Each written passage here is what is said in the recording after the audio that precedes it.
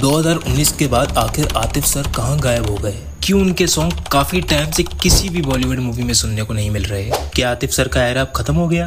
क्या आतिफ सर का करियर खत्म हो गया? क्या आतिफ सर ने सिंगिंग छोड़ दी? क्या आतिफ सर को सॉन्ग्स नहीं मिल रहे?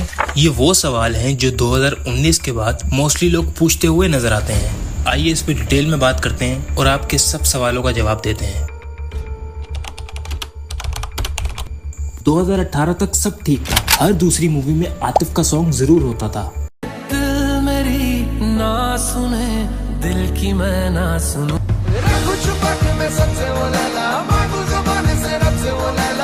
के संग तेरे पानियों सा बहता रहूं। क्या से क्या हो गए देखते देखते सोच। फिर आया 2019 में कहानी का बहुत बुरा टर्निंग पॉइंट।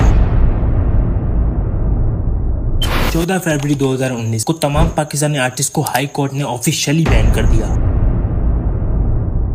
जिसमें सबसे पहले नाम आया आतिफ असलम का। और इसकी शुरुआत सबसे पहले की सलमान खान ने, जिनके फेवरेट सिंगर थे आतिफ असलम। जब उन्होंने अपनी प्रोडक्शन मूवी से आतिफ का सॉन्ग रिमूव कर दिया, बस फिर यूं ही आतिफ के तमाम सॉन्ग्स को दूसरे सिंगर से रिप्लेस कर दिया गया। आपको बताता चलूं, 2019 में आतिफ के बहुत ज्यादा हिट सॉन्ग्स आने वाले थे, जैसे पछताओगे, कैसे हुआ, चाशनी, पल पल दिल के पास और ऐसे बहुत सारे सॉन्ग्स। जी हाँ, इन सब सॉन्ग्स के लिए सबसे पहले आतिफ असलम को चूज किया गया था, पर पाक इंडिया के बुरे रिलेशंस के चलते इन सब सॉन्ग्स को मजबूरन दूसरे सिंगर से गवा दिया गया। पूरा 2019 आतिफ सर गायब रहे, क्योंकि वो सिंगल साल में 1 या 2 ही गाते थे। बाकी उनके सब सॉन्ग्स बॉलीवुड से ही आते थे। 2020 में भी आतिफ के 1 या 2 ही सिंगल्स आए और आतिफ के इंडियन फैंस ने कहना शुरू कर दिया कि आतिफ का करियर अब खत्म हो गया। और उन लोगों को आतिफ ने बहुत बुरे तरीके से गलत साबित कर दिया, 2021 में back to back masterpiece singles release करके। 2022 में भी अच्छे खासे सिंगल्स आए और जुलाई 2022 में हुआ आतिफ का इंडियन पंजाब इंडस्ट्री में come back from the movie lover, जिसमें आतिफ ने एक सैड रोमांटिक सॉन्ग गाया कॉल्ड रंगरेजा।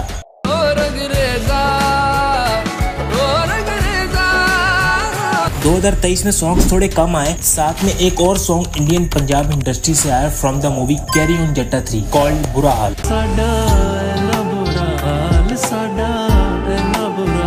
पर 2024 में सिर्फ 3 ही सॉन्ग्स आए और आपको बताता चलूं कि 2024 में भी आतिफ के अच्छे खासे सिंगल्स आने थे, जो कि अभी पेंडिंग पड़े हुए हैं, क्योंकि आतिफ सर टाइम ही नहीं निकाल पा रहे हैं सॉन्ग्स की वीडियो शूट के लिए। और इसके पीछे रीजन है उनके back to back concerts. I hope Atif sir 1 महीना निकाल के सब सॉन्ग्स कंप्लीट कर लें। फर्स्ट ऑफ ऑल आपको एक बात क्लियर कर दूं, जो लोग ये कहते हैं कि अरिजीत का एरा है और आतिफ का एरा गया, वो जस्ट ये इमेजिन करें कि बॉलीवुड को हटा के अरिजीत खुद भी क्या है। जब सोनू निगम जैसे सिंगर्स को आज से 5 साल पहले घर पे बिठाया जा सकता है, तो आप खुद सोच लें क्या बॉलीवुड के बिना अरिजीत सर्वाइव कर पाएगा? तो इसका आंसर है यस। वो खुद एक अच्छे कंपोजर हैं, खुद के सॉन्ग्स बना के रिलीज करेंगे, पर ज्यादा से ज्यादा कितने? बिकॉज प्लेबैक सिंगिंग में आपको बस सॉन्ग्स रिकॉर्ड करने होते हैं, उसके अलावा सब काम म्यूजिक डायरेक्टर का होता है। यही सेम हुआ आतिफ के साथ। म्यूजिक लेबल्स आतिफ के साथ काम करना चाहती हैं, बट टॉक्सिक मीडिया और कुछ बीजेपी के टॉक्सिक बग्स के हाथों मजबूर होकर आतिफ के तकरीबन सॉन्ग्स अरिजीत को ही मिल रहे हैं। और ये सच आप जितना जल्दी एक्सेप्ट कर लो उतना ही अच्छा है, क्योंकि बहुत जल्द आतिफ बॉलीवुड में कमबैक करने वाले हैं और आप सबको दिख जाएगा कि कितने सॉन्ग्स अरिजीत को मिलेंगे और कितने आतिफ को। वैसे आतिफ को इस बात से फर्क भी नहीं पड़ता कि कौन ऊपर जा रहा है और कौन नीचे। आतिफ आज चाहे तो उसकी एक कॉल पर बॉलीवुड के अच्छे खासे बड़े म्यूजिक कंपोजर्स उसके लिए यहाँ से बैठकर गाने तैयार करेंगे और आतिफ अपने चैनल से आराम से रिलीज कर सकता है। पर बात वही है ना, फेम के पीछे भागने की नीड नहीं है आतिफ को।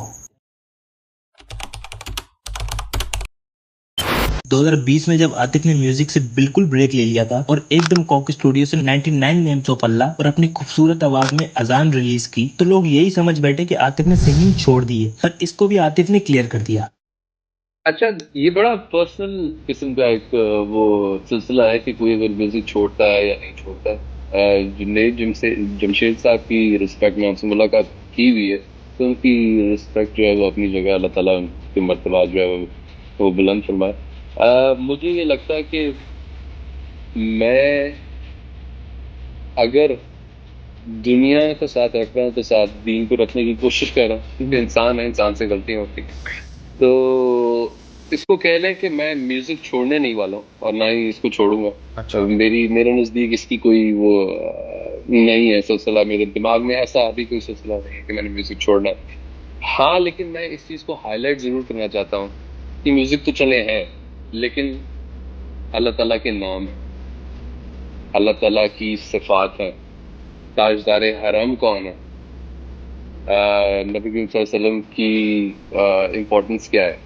सो इन चीज़ों को साथ, जब क्योंकि मुझे बड़ी खुशी होती है जब मैं 17 साल और 18 साल की जनरेशन को, बच्चों को जो है वो देख रहा होता हूँ कि वो ताजदारे हरम सुनाते हैं या अस्मा अल हुस्ना सुनाते हैं, उनको कहते हैं, मुझे खुशी से बताते हैं कि हम अल्लाह ताला के नाम याद कर रहे हैं। तो मुझे इस बात की खुशी होती है कि उनको म्यूजिक तो चलो मेरा याद था ही, लेकिन वो अब ये भी सुन रहे हैं। So that's a great thing for me. I think that's अब बात सीधी ये है कि आतिफ को बॉलीवुड की नहीं, बॉलीवुड को आतिफ की नीड है, जिसका अंदाजा हमें आतिफ के बॉलीवुड से जाने के बाद हो ही गया है। बॉलीवुड म्यूजिक इंडस्ट्री का क्या हशर है हम सब देख ही रहे हैं। मुझे तो आतिफ के बॉलीवुड कमबैक का बहुत बेसब्री से इंतजार है। आप कितने ज्यादा एक्साइटेड हैं आतिफ के बॉलीवुड कमबैक को लेके, कमेंट सेक्शन में बताएं।